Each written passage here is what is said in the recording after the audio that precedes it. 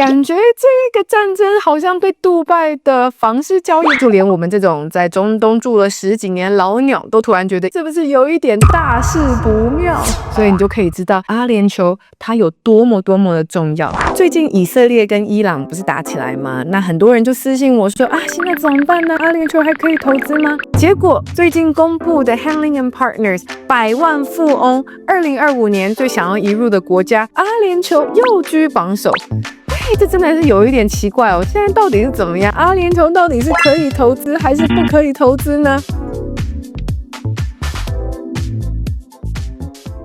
嗨，大家好，我是在阿联酋做了10年物业管理的米艾拉 Mira。我希望在我的频道跟你一起学习致富路上会遇到的各种问题，以及帮助你看到台湾以外的其他机会。如果你对阿布达比、杜拜的房地产有兴趣，或者是想要我们协助代租代管的服务，都请看资讯栏，也可以免费跟我预约线上1对1的咨询哦。在影片开始前呢，再请大家帮我按赞、订阅、分享，开启小铃铛。谢谢。先回到这次以色列和伊朗的冲突哦，这场战争是在6月12号开始的，由以色列先发动攻击，之后呢，美军在6月22号的时候攻击伊朗，这时候局势就一度升温。接下来6月23号，伊朗攻击美军在卡达的基地的时候，哇，就连我们这种在中东住了10几年老鸟都突然觉得，咦，是不是有一点大事不妙？幸好川普隔天很快就在他的社交平台上宣布说，已经达成了停火协议。虽然那个时候以色列跟伊朗看起来似乎都不情不愿的，但好在到现在双方都已经进入了停火的状态。那这场战争有影响到阿联酋的房地产交易吗？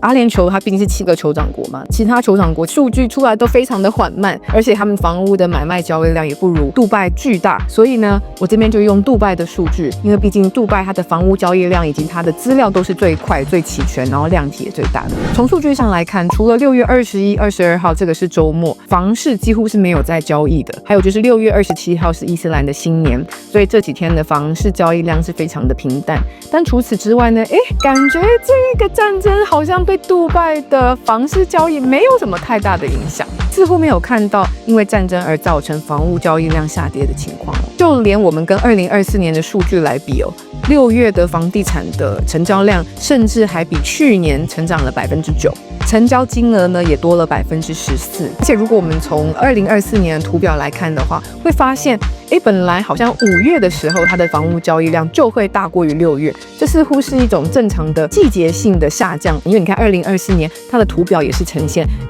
5月然后6月跌的这个趋势。我在想会不会是因为6月天气太热我在想会不会是因为6月天气太热，大家比较不想要买房子，还是大家想要去放暑假了？感觉好像季节性的因素影响比较大，而不是因为战争的关系哦。有一些新闻还有指出杜拜中介甚至表示，因为以伊战争的关系，他们反而接到了许多伊朗啊、以色列啊或是黎巴嫩啊这些地方投资客，他们想要在杜拜置产。为什么会有这样的情况发生呢？话说我先生他已经说了，如果这个事情造成杜拜房市跌价的话，他要马上立刻进场捡便宜哦。不过可惜这并没有发生，因为你看伊朗明明就在阿联酋上面嘛，就只跨一个波斯湾而已，这么近的距离发生一些战争，但是却没有对阿联酋的房地产造成任何影响呢？首先我觉得还是在于这场战争毕竟来得快去得也快嘛，所以在很短的时间之内就得到了控制。第二个呢，中东这个地方它本来就是冲突频繁的区域，这也不是第一次杜拜遭遇其他邻居在打仗的这种情况，感觉这地方的居民其实也都挺习惯了。再加上呢，我们其实从历史图表可以看到，无论是全球啊，或者是区域性遭受到一些战争啊，或者是一些外部冲击事件的时候，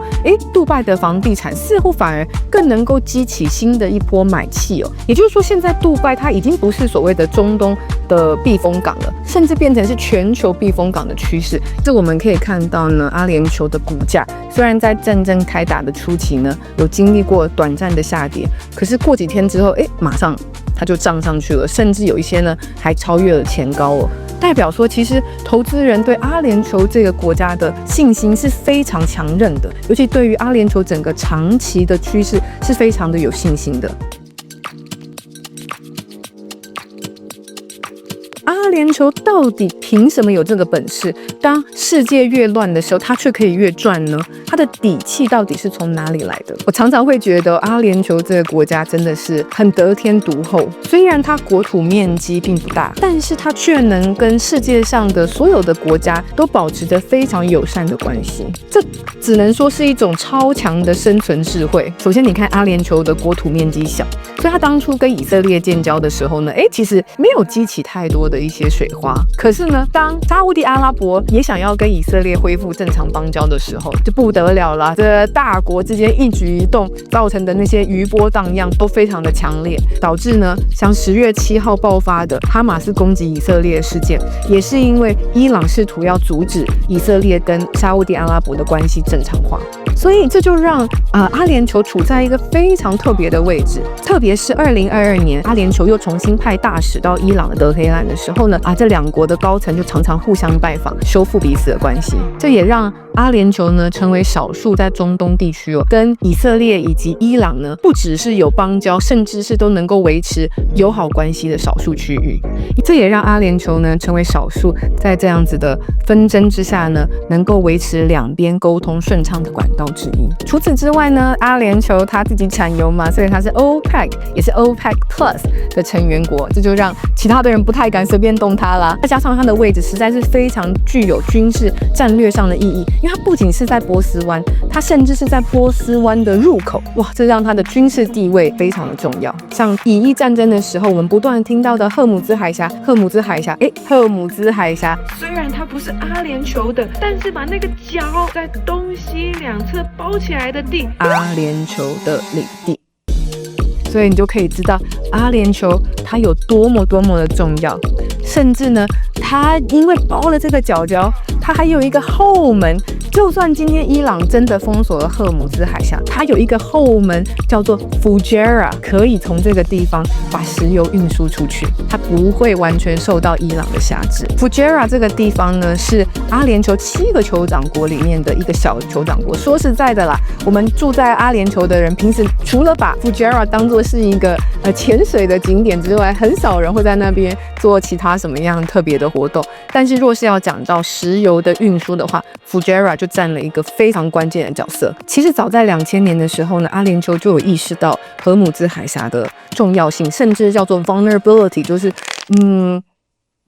脆弱性。所以他们从2000年就开始计划要把石油还有天然气的管线从阿布达比运到 Fujairah 这边，然后再把石油天然气运输到其他国家。甚至到现在呢，他们还在新建另外一条新的从阿布达比的 Jebel Dana 连到 Fujairah 的石油管线，就是要大幅度的降低他们自己对荷姆兹海峡的依赖。阿联酋也是中东少数的国家不用依靠荷姆兹海峡就可以把石油运出国的地方。那当这个 Jebel Dana 到 Fujairah 管线连通了之后呢，他们对于荷姆兹海峡的依赖就会更低。换句话说，如果今天伊朗真的封锁荷姆兹海峡的话，当然了，对阿联酋绝对还是会有冲击的，因为它毕竟绝大部分的石油还是从荷姆兹海峡输出。可是相比于其他国家呢，冲击会小非常多。这对阿联酋整个国家的经济稳定会有非常重要的影响，甚至说不定阿联酋还会在石油大涨的时候呢，再多赚一笔石油财哦。这也说不定。所以他们真的是很得天独厚，又有石油，又有非常好的地理位置。而除此之外呢，他们还非常的会交朋友。你看，他和中东的各个国家的关系都非常的不错。无论是班上的怪咖以色列，没有人喜欢的以色列，或者是呢班上专门欺负别人的恶霸伊朗，他都可以相处得很好。甚至呢全校的 F3 全球大佬，美国、俄罗斯、中国，哇，这些国家个个都把阿联酋当作团宠。阿联酋到底有什么能耐？首先呢，对美国而言，阿联酋这个小小的地方，它就有3个美国的军事基地，毕竟它的位置就是非常的关键嘛。美国一定要靠阿联酋才能够深入影响到中东其他地方，所以阿联酋在军事上面是美国非常重要的同盟国，并且呢，它也是美国整个在中东最大的贸易伙伴。2024年呢，美国和阿联酋之间的双边贸易呢，高达$344，而且重点是美国是审查国194亿美金的顺差，美国一天到晚在说别的国家赚他的钱，对阿联酋他讲不出来了，他赚阿联酋的钱赚了194亿美金，对不对？我们不要忘记川普几个月之前才拜访阿联酋嘛，那时候阿联酋呢，甚至承诺要花10年投资1.4兆美元在美国的 AI 产业上面。阿联酋简直是只金鸡母，金价无高后，他怎么可能忍心看他受到损伤呢？然后我们不要忘记，川普本人他的家族企业现在在杜拜盖川普大楼，预计2031年交屋，一房起价284万元德拉姆币。有人要投资呢，请欢迎联络我。那讲完美国，我们来讲讲中国。那对中国而言，阿联酋重要吗？绝对是。阿联酋呢是中国在中东最大的贸易伙伴，60% 的货物呢是要在阿联酋进行转运的。2030年呢，双边的交易目标是2000亿美元。那现在还有超过6000家的中国企业是在阿联酋营运的，所以你可以想见，阿联酋对于中国而言也是一个非常重要的区域。特别是阿联酋还承诺要跟中国互相增进高科技产业的交流。像现在中国受到西方国家这些高科技禁令影响，它对于阿联酋这个地方的依赖也会更加深刻。那最后一个世界大佬啦，俄罗斯。阿联酋对于俄罗斯人也是真的是金价就重要，真的是非常非常重要的一个地方。阿联酋呢也是俄罗斯在中东最大的贸易伙伴。从2019年的35亿美元呢，到现在2024年的95亿美元，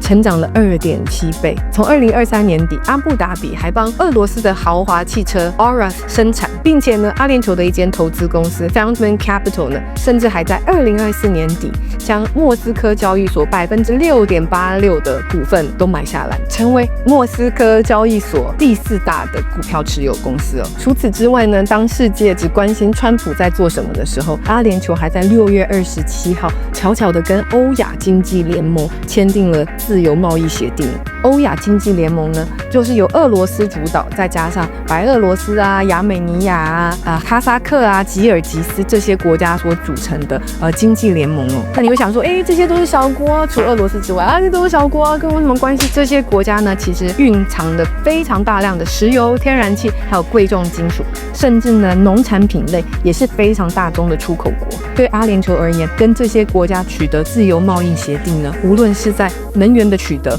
贵重金属的取得，还有是农产品取得上面，都获得非常好的保障，对他国家的韧性是有非常强大的提升的。它当然跟俄罗斯的关系又更加的紧密。也就是说，当西方世界都在制裁俄罗斯的时候，阿联酋呢却不断的接收从俄罗斯来的投资，甚至是其他的资源，让自己能够变得更强韧。这样看下来，阿联酋是不是很聪明？他就把他自己国家的利益跟这些大国全部都绑在一起啦。这种又富有又无害的形象，谁舍得对他动手啊？这不就是妥妥的团宠吗？他自己还够争气嘛，懂得要分散风险。2000年就部署这种额外的石油运输的管线，所以真的就是又有钱又努力又有外交手腕，左右逢源，这种国家哪里不厉害？况且他还善用这种免税的策略，又能够创造非常好的生活环境，又安全，让就算是西方国家的人都会想要因为避税啊，或者是更好的生活环境啊，而搬到阿联酋来居住。所以阿联酋这个国家才真的是，如果他有事，全世界都会有事。所以如果今天战争打久一点的话，会有什么样的影响呢？我觉得阿联酋的房地产绝对会在短期之内看到些许的回档，这是一定的。不过呢，就像之前说的，我觉得它的长期的趋势是非常的好的，所以它一定还会吸引很多的投资人趁着低档的时候买入，而让它的这个房市呢能够很快再回升。追根究底，阿联酋这个地方实在是太重要了。就拿这一次荷姆兹海峡好了，虽然伊朗跟中国关系看起来很好，可是当伊朗威胁说要封锁荷姆兹海峡的时候，中国第一个就不乐意了，因为它非常多的石油是要从这一个海峡进进出出的嘛，所以这个地方呢真的是各家必争之地。阿联酋它能够在这个地方维持和平，并且呢能够跟这些大国都保持良好的关系，是一件非常非常非常重要的事情。所以维持阿联酋政治经济的稳定呢，不是这些大国想做的事，而是这些大国非做不可的事情。那他们主要的出发点呢，也就是自身的利益。所以阿联酋其实是非常聪明的，这就是所谓的豪猪策略啊。看起来小小一只，可是它全身都是刺，没有人敢动它，甚至呢，它可以做个很温驯的老二，让这些老大们心花怒放，非常愿意保护它。那为什么这么多有钱的人喜欢阿联酋呢？第一，就像刚刚已经讲的，其实伊朗跟以色列的冲突对阿联酋的影响是非常少的。就算今天战事延长，阿联酋本身的基本面依旧是非常好的。就算有短期的回档，它很快就可以再拉升。第二个呢，全球政治经济都非常动荡的时代，其实对有钱人而言，他更重视的是分散风险，也就是不要把鸡蛋放在同一个篮子里。那阿联酋这个国家呢，因为免所得税的关系嘛，这些资产持有成本就非常低，所以你仔细看全世界呢，除了阿联酋之外，似乎也真的找不到什么其他的地方这么适合有钱人来做避险、来做分散风险的一个配置。况且呢，你看这一份调查，第1名百万富翁的净移出国居然是英国英国有战争吗？也没有啊。地震吗？也没有啊。这代表什么？也代表说，其实很多欧洲人他们住在欧洲是非常辛苦的，因为在欧洲虽然生活环境看起来很好，但实际上呢，税负高、犯罪率高、高通膨，所以你看，其实真的生活品质不见得比较好。而且就像刚刚讲的嘛，对于这些富豪有钱人而言，他们的避险策略绝对不是非黑即白的，而是尽量的多方面的去分散他们的风险。不过如果你问我会不会有一天搬回去英国住的话，我觉得除非我今天小孩真的是回去英国念书吧，要不然不考虑那个国家。那对台湾人而言呢，阿联酋有什么重要的？对台湾人而言呢，在阿联酋置产这件事情呢，其实就更显得格外的重要。除了我们有很明确的地缘政治风险之外呢，另外一个就是持有美元资产对于未来我们的财富的稳定还是很重要的。虽然现在很多人都在讲，在川普时代美元会走向弱美元的一个趋势，所以美金的资产会越来越不值钱。可是你实际上看，真的是这样子吗？就算川普走弱美元的政策，美元还是全球最重要的货币。特别是像现在呢，不只是实体货币甚至连加密货币美元都要建立它的霸主地位，让大家用于美元或者是美债绑定的稳定币去做加密货币的交易，非常的聪明。也就是说，美元呢要从原本的跟黄金绑定、跟石油绑定，到现在跟加密货币绑定它要更进一步的扩增它的货币的影响力。所以投资组合当中拥有美元资产还是非常重要的。可是如果要有美元资产，为什么不直接投资美国就好了呢？当然你也可以这样做啊，就像是我有很大一部分的资产也是在美股嘛。不过我们今天要考虑的是投资组合，房地产它依旧是一个非常好的可以稳定你投资组合的工具。因为房地产它不仅是赚这些价差，像股票啊、黄金啊，这些都只能够赚价差啊。当然了，股票也有股息，不过那是少数啦。其实股票主要的获利还是在价差嘛。房地产它最大的优势就是在于它还能够赚租金，也就是说呢，今天你无论是熊牛市，只要你自己的成本控制得宜，你的房地产都能够持续的为你带来收入，而且你是几乎不需要做什么的被动收入。所以它在投资组合当中的重要性还是非常明确的。特别是像阿布达比、杜拜这些地方，因为它免了所得税嘛，所以你相较于投资其他国家、其他城市，一下就要收你30-40% 的税，然后你买卖啊、赠与啊、转售啊、出租啊，都一堆税要缴的这些国家而言，你在阿布达比、杜拜或整个阿联酋国家投资房地产的胜率就高很多，因为你有很大一笔的费用就不用付了。那再来呢，为什么不直接投资美国的房地产就好了呢？就像我刚刚讲，如果你想要的话，当然也可以操作。可是我自己个人来看，直接投资美国的房地产，或者是投资在美国实体的资产，有一定的难度。是第一个税率的问题嘛，毕竟美国各州的法律、各州的税负都不太一样，你要搞清楚，其实就是一件蛮辛苦的事情。第二个呢，我们可以在川普上任之后，很明显的看到，其实美国政策的不连贯性的情况也是非常的严重的。那甚至呢，像我们也看到了乌俄战争的时候，美国甚至冻结了很多俄罗斯人在美国的资产。那这些东西对于投资人而言，就是一个很大的不确定性。而像阿联酋这种国家，因为它很清楚知道它的弱势是什么，就是它是小国，然后再来它的人口稀少，所以它非常需要吸引大量的外来资金来刺激它的经济发展。展，并且要让人持续不断的搬入，所以在维持它的经济以及它的法律的稳定度上面，这个 intention 还有这个动机是非常强烈的。那这个对于投资者而言，他就比较好的可以去预测以及判断说未来接下来会发生什么样的事情，而不是像现在我们看到的美国非常多的不确定性。同样是美元资产，但是阿联酋这个地方相对的就稳定很多。那对投资人而言，你就更好的可以去评估你投资的风险以及你投资的收益。所以现在该不该进场阿联酋的房地产呢？如果你今天你的资金量够充沛的话，以避险的角度来看，都是需要非常赶快积极进入阿联酋房地产的，因为这个地方也许它不是各个方面都是最好的选项，可是当你整体把它加进来看的时候，你就会发现真的全世界没有其他地方比它更适合拿来做你资产配置上面，无论是风险控管或者是能够帮助你赚取被动收益，几乎都没有其他的地方能够像它能够这么快的，或者甚至是给你另外一个国家的居住的身份，几乎没有其他国家能够这么快帮助你一次到位。所以只要你的资金许可，我都觉得你非常需要考虑阿联酋。可是我还是要提醒啦，今天呢，就算这个市场再好，这个国家再好，我也都不会建议大家全部就是 all in。记得我们首要目的是为了分散风险，对吧？所以你自己的资产配置还是非常重要的。再来呢，就是我们其实也都不知道阿联酋的房地产这一波的周期，它还能够继续向上走多久？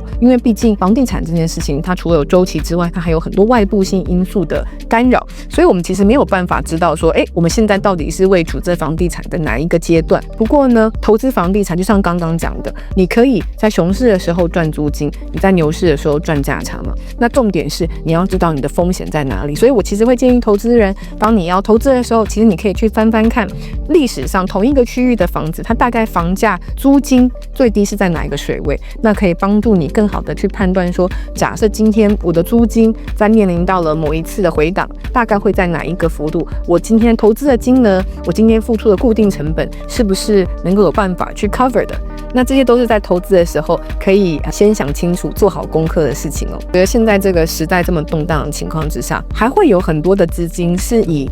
避险的形态丢到阿联酋的市场。特别你看看像现在其实利息还是很高嘛，联准会其实还是有很大的降息的空间。等到联准会降息的时候，其实它对阿联酋的房市又会是一波的利多。所以在这个情况结合之下呢，一方面避险，一方面又有降息的空间，我觉得其实阿联酋的房市要再经历一波涨幅的可能性是非常高的。那特别是现在台币又这么强，现在买阿联酋的房地产几乎是打9折、95折的概念耶，真的是一个很可以入手的时机哦。所以如果你决定你想要投资阿联酋的房地产，你想要对这里有更进一步的了解的话，接下来就要做的就是找到一个好的领路人介绍你好的资产，可以去做投资。那如果你有这方面需要的话呢，就请看资讯栏联络我啦。哦，对了，我要说，如果大家时间允许的话，建议大家尽量多 book 1对1的咨询，因为我有时候会收到，就是有一些人询问说，我想要投资阿布达比房地产，我想要投资杜拜房地产，可是这其实对我而言有点困扰，因为我不太知道你的资金水位，我也不太知道你的需求，我也不太知道你的偏好，message 当中我都搞不太清楚，我要怎么样介绍会比较合适哦。所以假设大家时间许可的话，然后我刚好我的时间也有空档，就请大家直接跟我预约1对1咨询啦。那如果真的是都没有时间都满了的话，再请大家透过我的官方 LINE 联络我，那我看看我可不可以再挤出一些时间。OK， 好，就这样子哦，拜。